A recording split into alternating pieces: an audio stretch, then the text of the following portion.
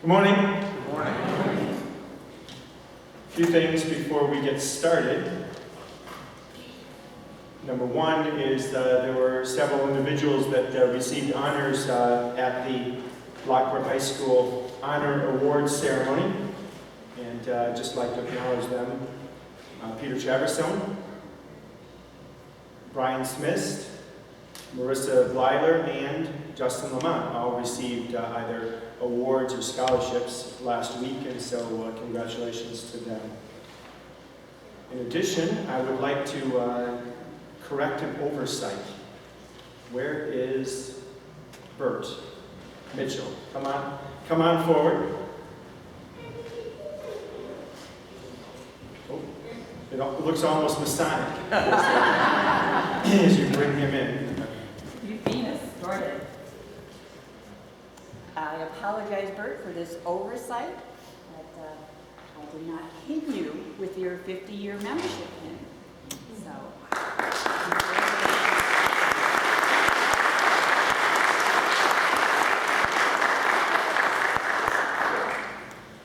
Butterfingers. That's why she didn't do it the first time. Right. Congratulations. And then finally, while I'm up here standing, I would like to begin the service by acknowledging the veterans here. If you are a veteran, whether you served in actual military combat or whether you were in the service, if you could please stand and be acknowledged.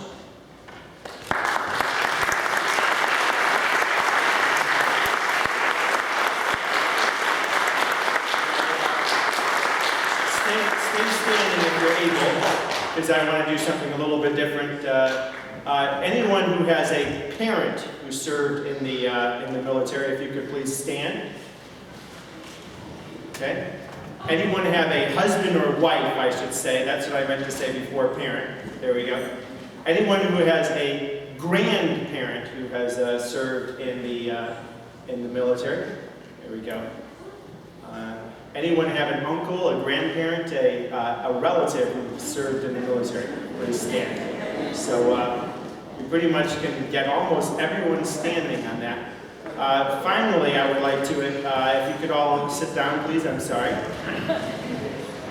That's wonderful. I would like to acknowledge any police officer who happens to be here today. I know there's one who stands and sits. Are there any firefighters here today?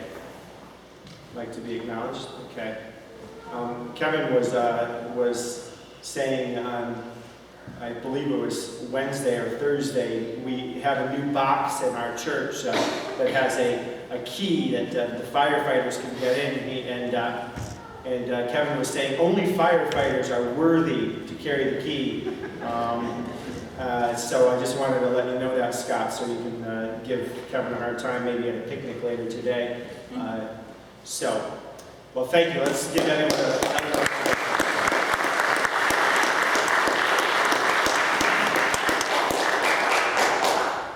as you can see, we do have the various service banners that are up, as well as banners for firefighters and for police officers in the back of the church. Are there any visitors here today?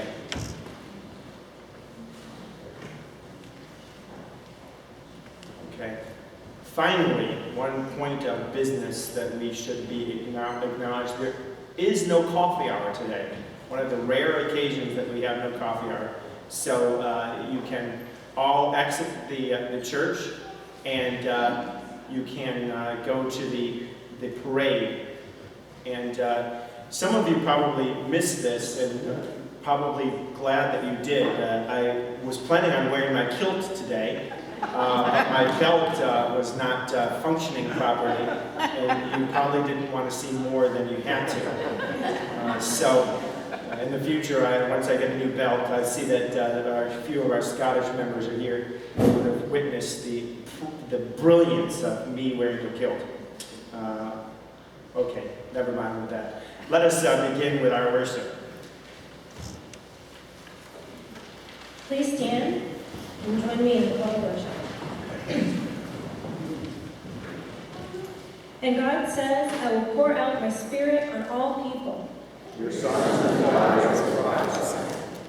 Your young will see visions. Your elders will dream dreams. Let us worship God in the power of the Spirit.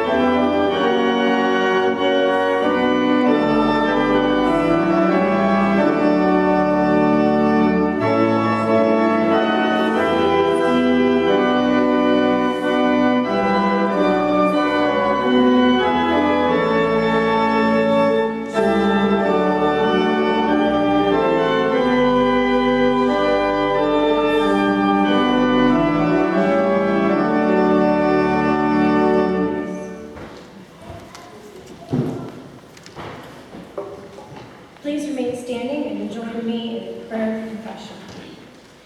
O God, you know more about us than we dare admit. You know the dry and dusty places of our lives that we ignore. You know the ways we seek to fill ourselves with possessions and property, how we treat people more as objects than as your beloved children. Fill us again with your Spirit. Empty the stale places inside us that keep us from living fully. Give us voices to speak your goodness in the midst of the harsh places of this world.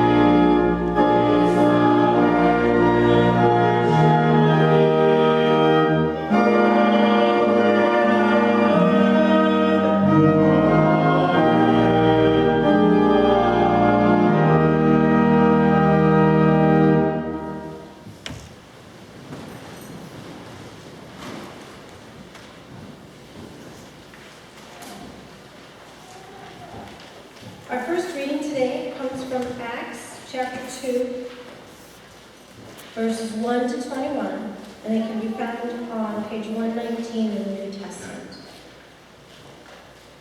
When the day of Pentecost had come, they were all together in one place.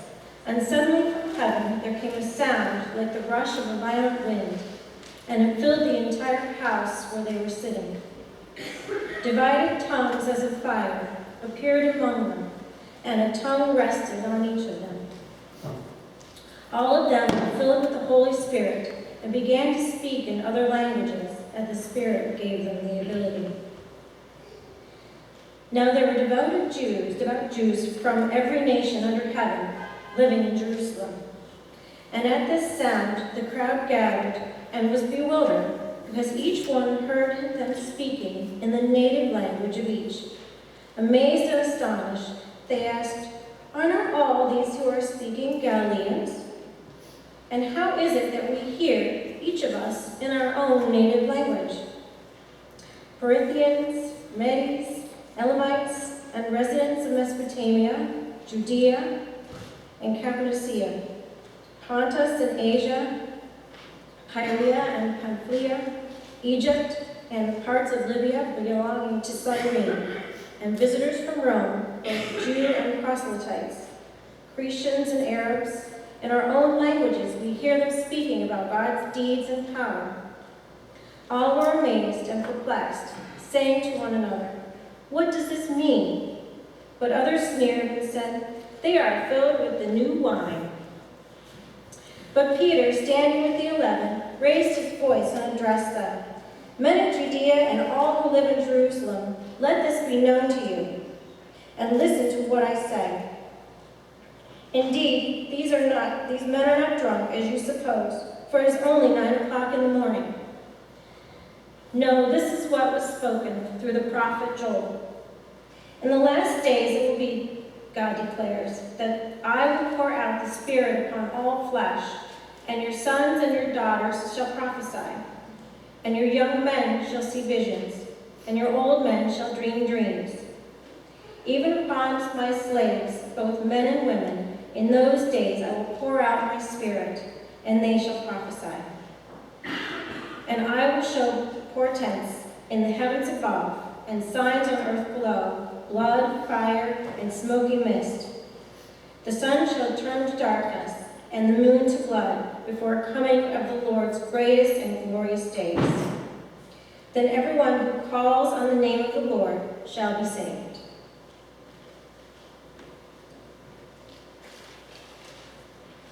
Someone asked me what the proof of miracles is, and right there we witnessed the proof of miracles. I didn't get that reading. Heather did, with all those difficult words to me. So I actually am going to change the reading that I'm doing. It is Ephesians 5:1 and 2, and it is on page 194 in your pew Bibles. Hear the word of the Lord.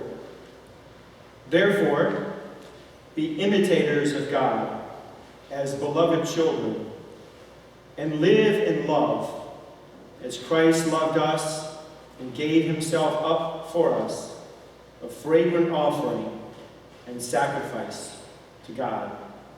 Sends the reading of the Lord. Thanks be to God. Let us pray. Loving and gracious God, we'd ask that you would bless us, that you guide us with your strength and wisdom, that these words may be your words, spoken through an earthen vessel, and that you may lift us all up with renewed strength, that we may know you and be at peace. Amen.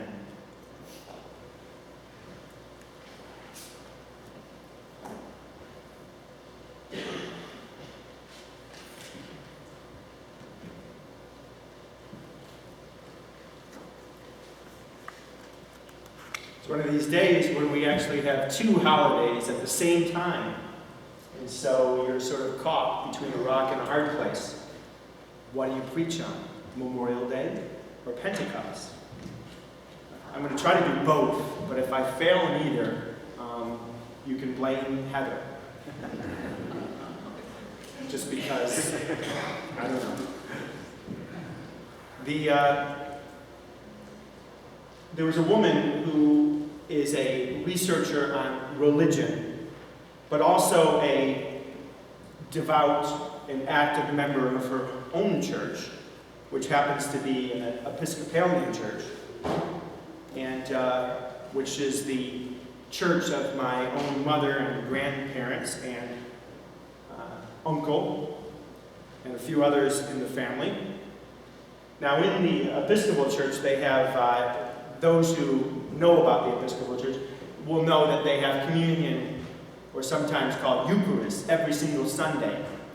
And generally, it's done like we'll be doing it today. You stand up and people come forward, and they have the priest who will distribute the elements.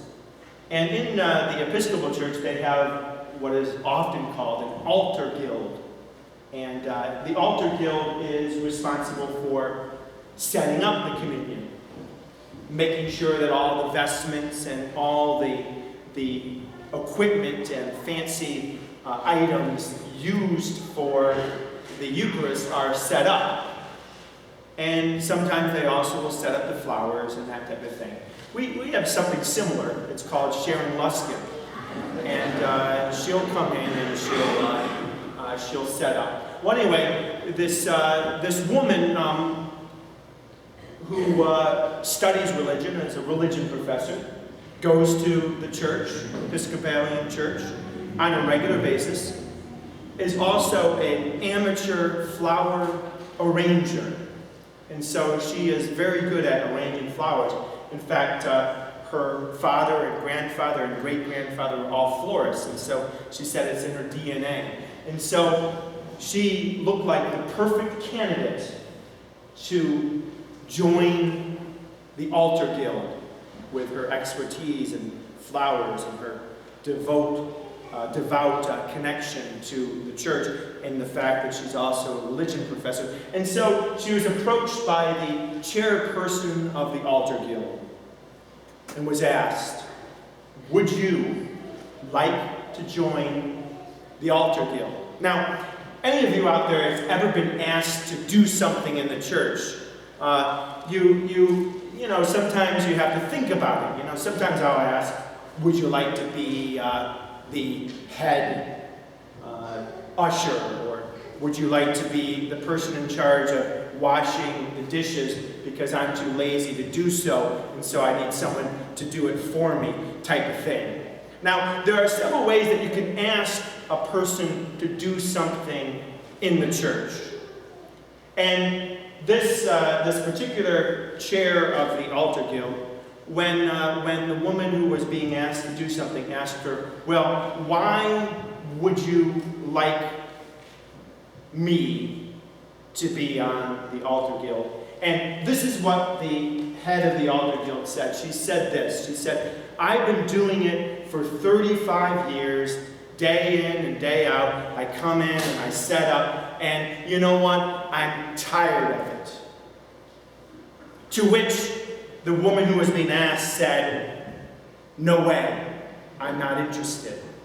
But she said that if she had been asked in another way, she may have said yes. In fact, she said she probably would have said, sign me up. She said, if the person had come to me and said, you know what, day in and day out, I go into the quiet church and I set up the sacred elements that are so important in our tradition, and I am in there, and it brings me deep spiritual connection to God, and I feel this closeness to God in the quiet church as I set up the communion, as I prepare for this wonderful meal, as I am connected to God in a deep and spiritual way. She said if the person had said that, she would have said, yes. Sign me up. But you see, sometimes the church is about tired exhaustion and work, and not about something deeper, more spiritual. Now, I picked on the Episcopalians enough. Now it's time for the Presbyterians. You know, the same woman gathered a group of Presbyterian ministers together in Princeton, New Jersey. Now, there are some centers of Presbyterianism. Princeton is one of them. We have a seminary there.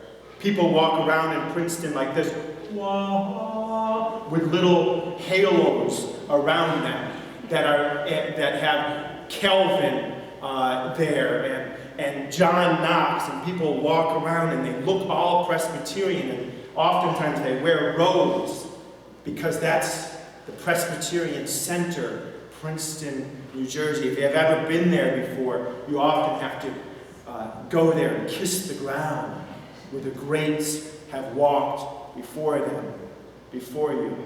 Another interesting center of Presbyterian is Pittsburgh, but we're not going to mention that because Princeton, New Jersey, there is the center of modern day American Presbyterianism. So she was gathered with these great saints of the church, and she said, "Tell me what you think of when you think of the church and what it means to you." And someone shouted out, "Robert's Rules of Order."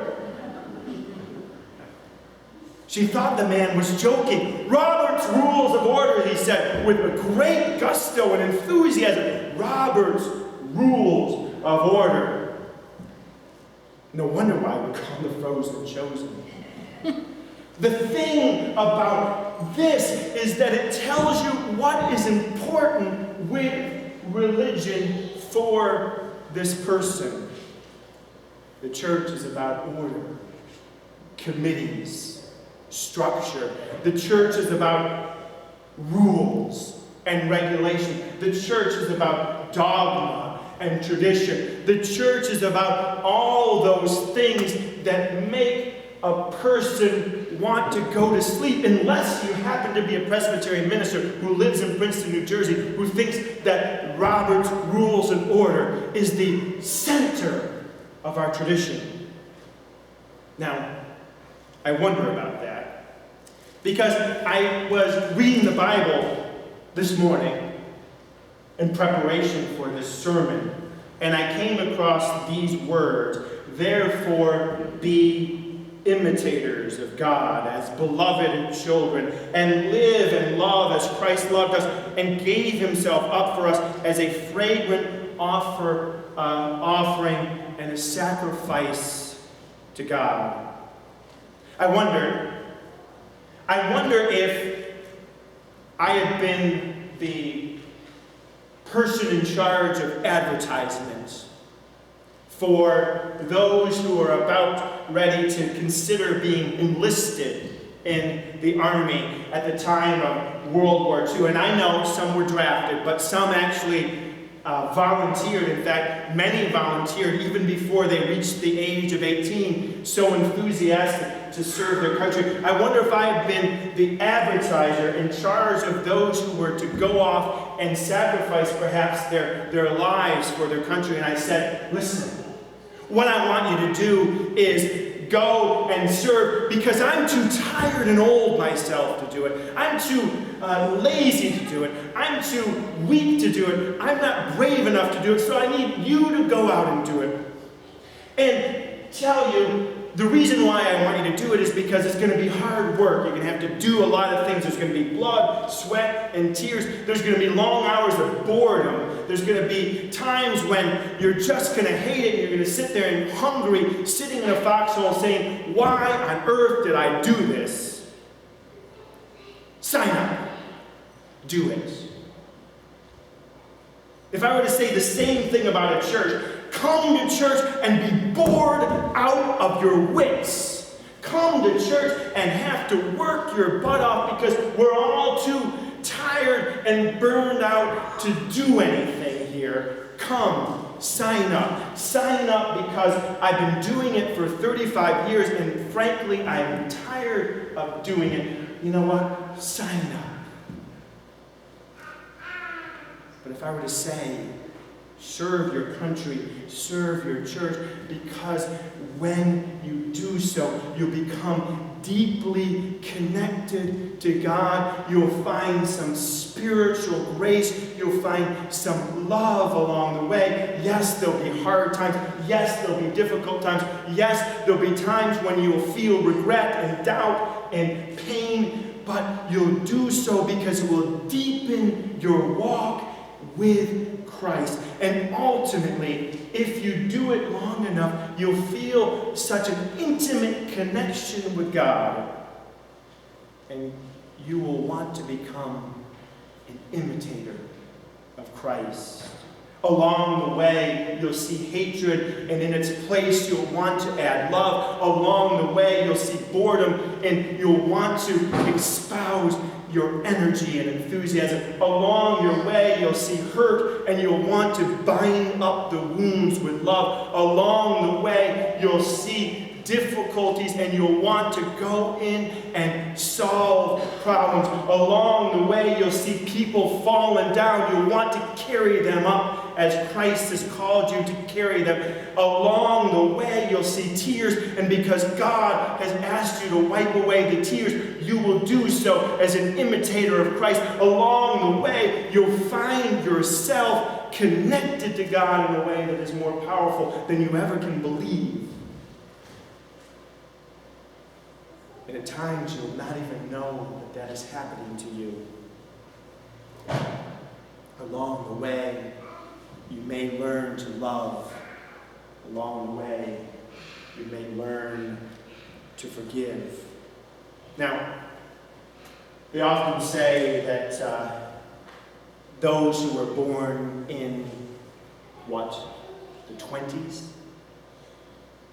are the greatest generation, right? And many of them are passing away in record numbers. Luckily, we have a few in our church, and you can sit down with them and chat with them and hear their stories. And one thing that I have noticed that they have in common, and that is that they were instilled at a young age. They were instilled at a young age the importance of service. Now, whether that be military service, whether that be service in civic organizations, whether it be service in the church, there is a desire to serve. Now, that's wonderful. That's commendable. That's great. But I would like to add one more element that I think that we all need to consider when serving God, when serving the community, when serving those in need, when serving our country. And that is that we need to combine a desire to serve with a desire to be an imitator of Christ. To want to do what Christ would do. Now, there used to be those things, remember those bands around people's, some of you may still have one, would say WWJD, what would Jesus do, right? Did anyone remember those? What would Jesus do? And I guess one could also ask, why would Jesus do this? Not what would Jesus do, but also why would Jesus do what he does? Why would Jesus sacrifice himself for us? Why would Jesus walk the road that he would do? Why would Jesus do the things that he would do? And I would ask you, when any time you serve God, you should ask yourself, why am I doing this?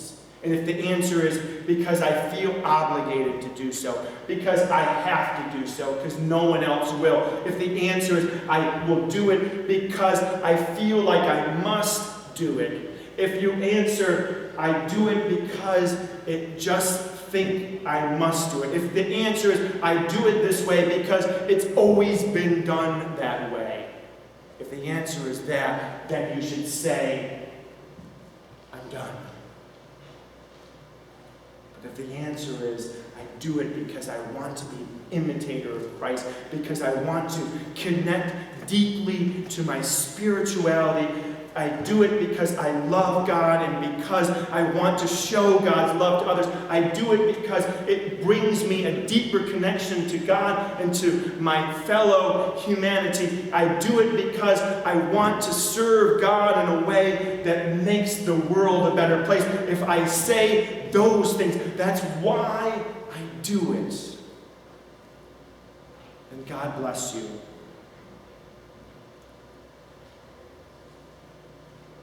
Every year, we go on Memorial Day, many of us go to tombs. And some of us will take the hand clippers, some will put flowers up, some will place flags, some will be reminded of those who have passed forward. Be reminded of them. Be reminded of them as imitators of Christ. Be reminded of them as people that you yourself imitate. For all the goodness in your Father who has long passed away, be that goodness. For all the goodness of your grandparent who has passed away, be that goodness. For all the people who have gone before you that have done great and powerful things, be that great and powerful thing yourself. Because Memorial Day is not about the dead. It's about the living. It's what we do to make this place better. Amen.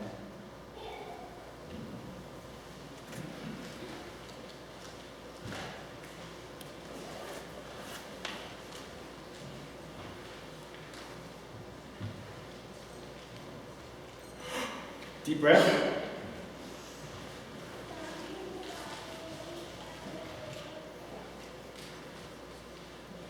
I was listening on the radio as I was coming in, this wonderful story of the Canadian brass. I'm not sure if you ever heard that. And they were interviewing the tuba player. And they got me thinking how wonderful it would be to play a tuba. Anyway, where was I? That's what we call an unrelated segue. I do have some announcements. The sub-sale for the Montree youth, they're having one final sub-sale this year to help offset the gasoline and travel expenses for the trip this August to Montree.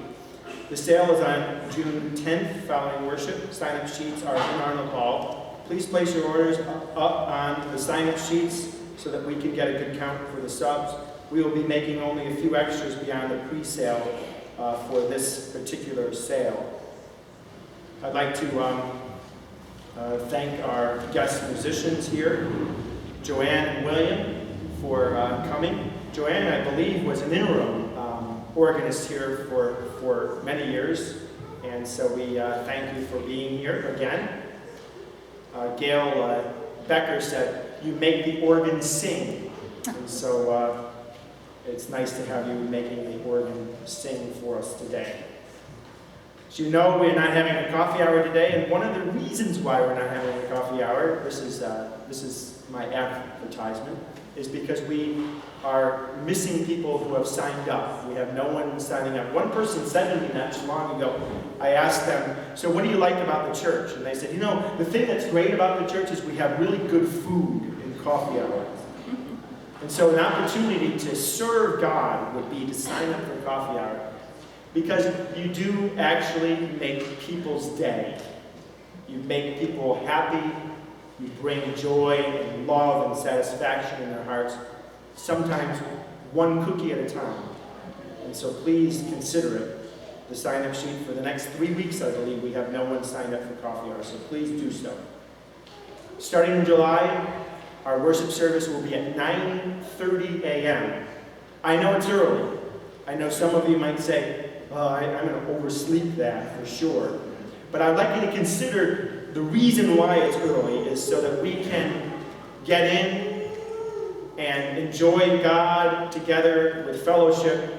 And some of you can go out and go to Darien Lake or go swimming or do what you need to do without having to worry about the day going by. Sometimes with me, I'll get home at 2:30 in the afternoon after a Sunday, and I think, wow, where did the day go? So this is your opportunity. Okay, we do have some prayer requests. Dan Dysinger is in hospital. He's in Niagara Memorial Hospital. Please keep him in your prayers, or Eastern Niagara Memorial Hospital, or Lockport Hospital. Trevor is home from hospital, and so keep him in your prayers. Some written prayer requests. Prayers for good results for Bill's x-rays. From Mike Williams, the member of the Spires, my friend Robin Stanley is sick. She could use the power of prayer. Thank you. Robin is from Lockport. Now she is in Springville, New York. She is 51 years old and in a nursing home. Prayers for Shelley Arnold, who broke not one, but both of her legs. So keep her in your prayers. As you know, a few weeks ago, Doris Kovac's sister passed away, and now Bill Smith's mother passed away. And so keep them in your prayers as well. Let us go to prayer. Loving and gracious God, we come to you with thoughts for those in need, for those who have been placed in hospital, those who are sick, those who are ill, those who have broken limbs, those who are mourning the loss of loved ones. We ask that you would lift them up. And dearest Lord, be with all who have dedicated their lives to service to you and to this country.